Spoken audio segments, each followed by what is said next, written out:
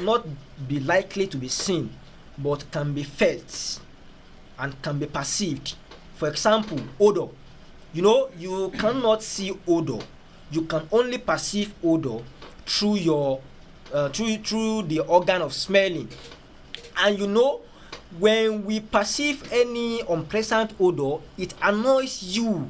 Whenever you perceive an odor, it annoys you. It brings about irritation. Sometimes you may lose appetite. Sometimes if a patient perceives an offensive odor, such a patient may even go unconscious. And by this, if a patient is using his own property, and from such a property an odor is being emitted to the neighborhood, whereby it is interfering with the use and enjoyment of another person in the use of his or our own land, by this, nuisance has occurred. And the kind of nuisance that has occurred in this circumstance is private nuisance. Another instance is an instance of noise.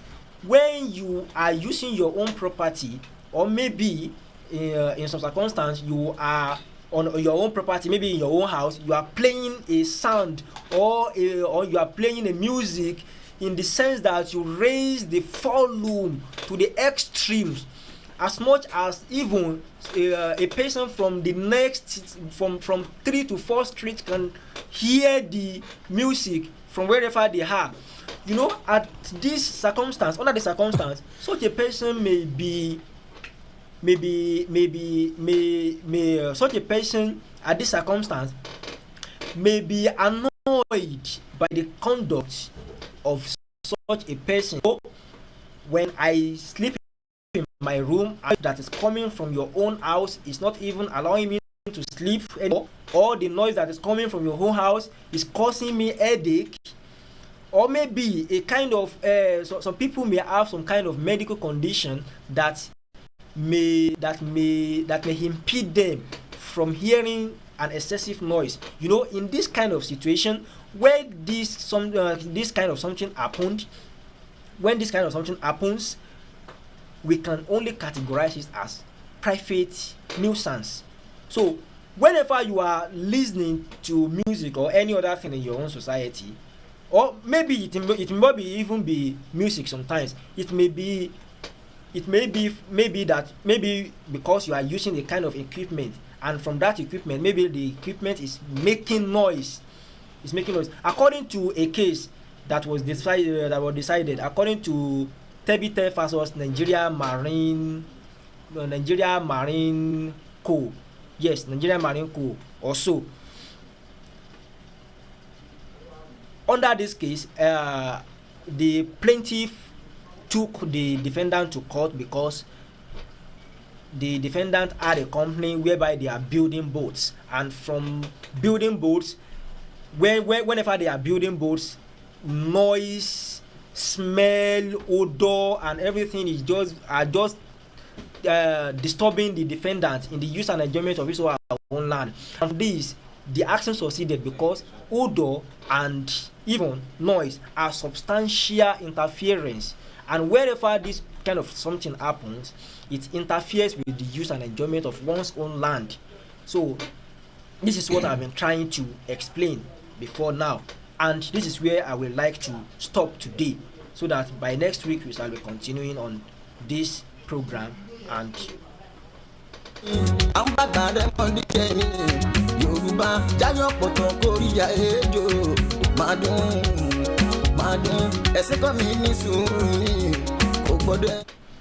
want to quickly ask you this question. So let's take it for instance, in the situation whereby, in the community we find ourselves, sometimes you may be going on your own way and notice that there are some people that have blocked road. Maybe they are doing one ceremony or another, and they block the road. So can we categorize such act as a as nuisance? As nuisance. Okay. So can we categorize that one as nuisance? Honestly, that kind of situation is a nuisance but it has its own category. It has its own type of that nuisance. So by next week, this is what I would like to explain next week, because we have what is called private nuisance and public nuisance. So in a situation whereby that falls under public, yes, it falls under public nuisance. And by next week we shall explain further on it. It's a nuisance. It's a nuisance. Ní àwùjọ wa ní èní tí a ti fẹ́ràn òde jù pàápàá jùlọ nílùú Ọ̀yọ́ wa yìí tẹ́yìn ọkàn máa kọjá lọ bóyá èèyàn ń kánjú lọ ibìkan ni o làwọn kan wà blọọkì ojú ọ̀nà wọ́n di ojú ọ̀nà wọ́n ń ṣe ìnáwó bóyá wọ́n ń sòkú àgbà ni wọ́n ń ṣe gbogbo ìnáwó tí ò bá jẹ́ wọ́n wà blọọkì ojú ọ̀nà tí ẹni tí ń lọ ẹ̀ṣẹ̀ máa wá lọ yípo káàkiri láti lè kọjá ní ibi ibẹ̀ yẹn. Akẹ́kọ̀ọ́ òfin amòfin wáyé ti sọ wípé ọ̀yá tí irú àwọn eléyìí bá ṣẹlẹ̀ tí èèyàn bá fi lé di pé àwa ń di ojú ọ̀nà tó jẹ́ pé publicly gbogbo ojú ọ̀nà gbogbo ní gbogbo alálẹ́tọ̀ọ́ sí láti lò àwọn kan wá di wọn láwọn ń ṣènáwó àbí wọ́n ń ṣe nǹkan kan míì lábẹ́ òfin nuisance ni o a sì ń pè ní public nuisance. ẹ wá mọ̀ tó wá burú pẹ̀lú ti private nuisance tá a ṣàlàyé tẹ́lẹ̀ nìyí òun tiẹ̀ wọ́n kàn dá ohun tí ń lẹ́bi lásán ni o wọ́n sì ní kọ́ mọ́ sí bẹ́ẹ̀ mọ́ wọ́n sì ní kọ́ san èèlò kan fún ohun tí tó gbé lọ sí ilé ẹjọ́ ṣùgbọ́n public nuisance ẹ̀wọ̀n ni. n pé ti private yẹn wọ́n lè sanwó ìtanràn kan bọ́ mbẹ́. bẹ́ẹ̀ ni ìyún tí ó bá le jù àbí. bẹ́ẹ̀ ni àbí tó náà bá le ńkọ́. irú nísìnyí tí wọ́n kó equipment wá tábí ń gbogbo tó àfẹ́ ti lé. ẹ̀yìn tó àfẹ́ ti lé ti léwó. ẹ̀yìn yóò san damages náà ni owó damages san ńkọ́. yóò san yóò wà. àyíká pípọ̀ àti ẹ̀rí damages san ńkọ́. yóò wà ní dandan ó ti di gbèsè sí lọ́rùn yóò wà ní. ṣùgbọ́n ti public tá à ń sọ yìí òun ní agbára díẹ̀ ọ̀ràn ni òun tiẹ̀. àwọn èèyàn wa ọ̀ àmọ̀ pọ́nrán làwọn fi nílùú Ọ̀yọ́ wa yìí kìí ṣe wọ́n fi ń ṣe ayọ̀ọ́yọ̀ ni wọ́n mọ block ojú ọ̀nà ni ẹ mọ lọ káàkiri ni wọ́n lọ lọ́nà ọjà lọ́nà mi gan lọ báwọn kan sọdún eégún náà wá block títì náà pe léré ọ̀nà tó lọ sọ́nà ọjà látọ̀nà òròkì yìí bàbá ti ń lọ bàbá rí déédéé bí ọ̀dọ̀ bàbá yìí bàbá àti ń gísì ní déédéé àárín náà wá block títì àti dé ojú ọ̀nà ní agbede méjì mẹ́rin mo láfẹ́ padà láti ìṣẹ̀ tí ń tún máa manova ẹ̀ tó máa yípo padà sẹ́yìn ọ̀dẹ̀ wá rí bí nǹkan bàjẹ́ wọ́n wà á tún mọ́.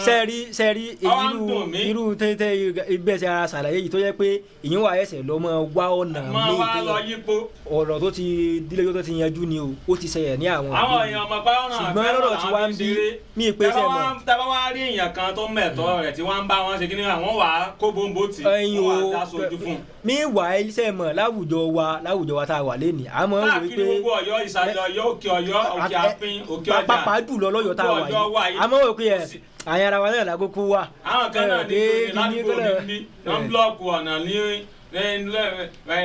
wọ́n búlọ́ọ̀kù ní ọba tí ń bọ̀ látòrò kí yẹn níbi tó bá ti kọjá ọ̀dọ̀ àbólóyè. bẹ́ẹ̀ni. ẹ̀yìn lápọ̀ ọ̀tún ni wọ́n búlọ́ọ̀kù wá sókè tábà yà tọ́wọ́ pé ọ̀nà ń lè wá sí ọ̀nà street mi níbí àwọn ò búlọ́ọ̀kù main road náà bọ̀ nǹkan tó wá ṣẹlẹ̀ rí o ẹnì kan wá ń sọ fún yọtí ń sọ̀rọ̀ tí mi wà bẹ́ẹ̀ ni ó yẹ kí wọ́n búlọ́ọ̀kù ọ̀nà tó lọ sọ́nà school náà ni wọ́n ti tún búlọ́ọ̀kù róòdù eléyìí wọ́n búlọ́ọ̀kù kan náà lẹ́yìn ìkùlé wọn bẹ́ẹ̀ wọn. àgàn kàkẹ́ ó yẹ ká búlọ́ọ̀kù ọ̀nà tó lọ sọ́nà school náà búlọ́ọ̀kù kí ẹ mọ̀ pọ́nrán lẹ́bí ṣe yìí tẹ́ búlọ́ọ̀kù bí ọ̀ràn ni orí ilẹ̀ tí èsì lẹ́yìn ilẹ̀ tí gbogbo èèyàn jọ lẹ́tọ̀ọ́ sí ojú títì ìjọba.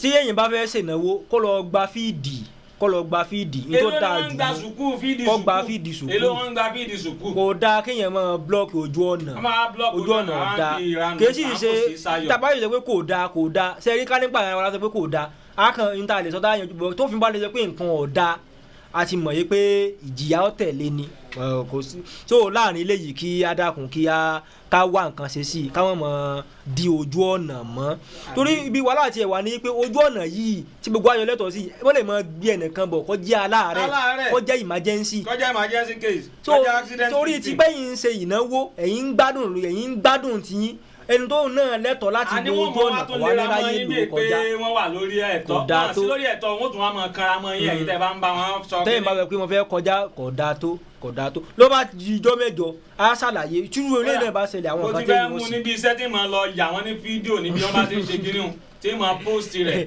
tí mo wá sọ pé ládùúgbò báyìí àwọn kan ń wà báyìí àwọn ìjọba wa gangan náà wọ́n ìwọ̀n èé ṣe àwọn nǹkan yìí àwọn tẹ́ bá ti fi yàn bíi mẹ́ta jófin mi ti fẹ́ já wa sí lẹ́kọ̀ọ́ nù ní ayé Ìbáṣọlá wọ́n ti gbé bàbá ọlọ́mọ lọ tó di ọ̀nà kàn gbé lọ níjọ́ kó mọ ọmọ rẹ̀.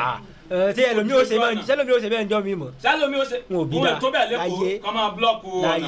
kódà bí mọ́tò rẹ̀ bá ń lójú ọ̀nà lẹ́kọ̀ọ́ tó bá takú o ò mọ̀ tẹ́lẹ̀ o ó takú ìyọ́n fẹ́ yóò mọ̀ sí yóò mọ̀ yàgbẹ́. pápá máa fẹ́ káwọn lásán máa bá wọn bẹ̀. pápá pani a. gbọ́ngbà tí ó bá ti jẹ́ pé òfin àṣẹmọ́lù kò sí àṣẹmọ́lù ló pọ̀ ń bí. káwọn tí wọn ò ní lè dáṣẹ̀ rí àbáwọn tó bá ṣẹ̀.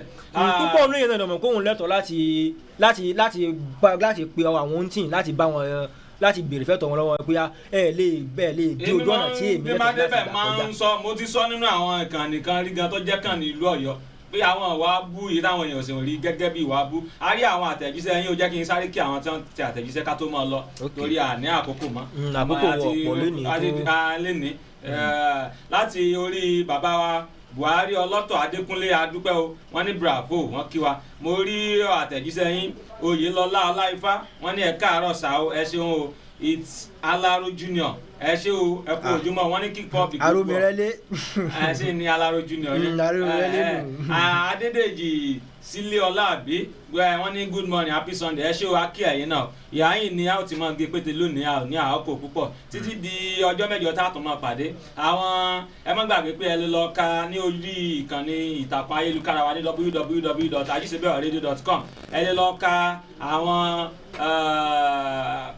kí la lè pè ná ìtúpalẹ̀ òfin tó ta kókó ní ìlànà eré oníṣe tí akẹ́kọ̀ọ́ òfin amòfin wa Abdullahi Abdulrauf Adébáyọ̀ tí wọ́n ti bá wa ṣe àtúpalẹ̀ rẹ̀ wọ́n ń bẹ ní ìtàkùn ayélujára wa ní ajisebiororadio.com tẹ́ ẹ̀ bá rí ní ojú rí main page ẹ̀yẹ kan search níbi ìkíní ẹ wá níbi ìṣàwákiri ẹ kàn search fún law content lẹ́ẹ̀bà sì rí níbẹ̀ ẹ máa jẹ ìgbádùn àwọn kinní yìí bẹ́ẹ̀ náà ni àwọn òfin ọmọ ayé yín kódà yín kò ní mọ̀ pé ti di ẹ ti bẹ́ẹ̀ di agbẹjọ́rò tán ní àtàrí àwọn ẹlẹ́yìn ní ọjọ́ mẹ́jọ ní aago 10 sí aago 11 ní kẹ́ ẹ pàdé akẹ́kọ̀ọ́ òfin amòfin wa Abdullahi Abdulrauf ọ̀yá dágbére pápá. wọ́n mọ̀ fi èyí ṣe lọ wọ́n bá bí pé ta ni onítìyìn tó ṣe wá sórí ètò lónìí tí ó wá ṣe àwọn ìdánilẹ́kọ̀ọ́ yìí ẹ sọ fún wọn yìí pé èmi ọmọ yín Abdullahi Adébáyọ̀ ọmọ Abdulrauf àmọ́ fèyí ṣe lọ di ọ̀sẹ̀ tí ń bọ̀ pẹ̀lú ògo Ọlọ́run.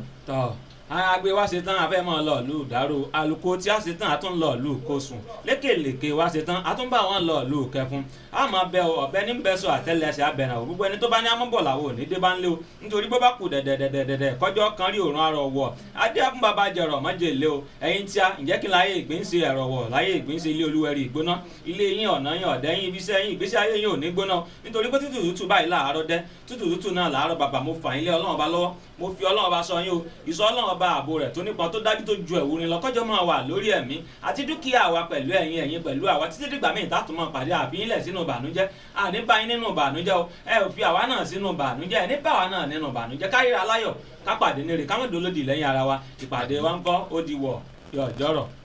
wákàwé òkòkò NYSC àti court judgement adájọ́ làwọn ṣẹ́tà ń jẹ́ nípasẹ̀ òfin o.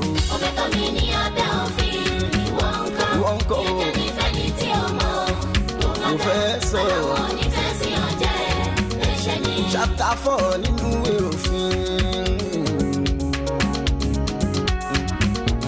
chapter 4 nínú òfin 99 Nigeria Constitution section 35 gbàgbófinró bá rẹ̀ ṣe fẹ̀sùn kan.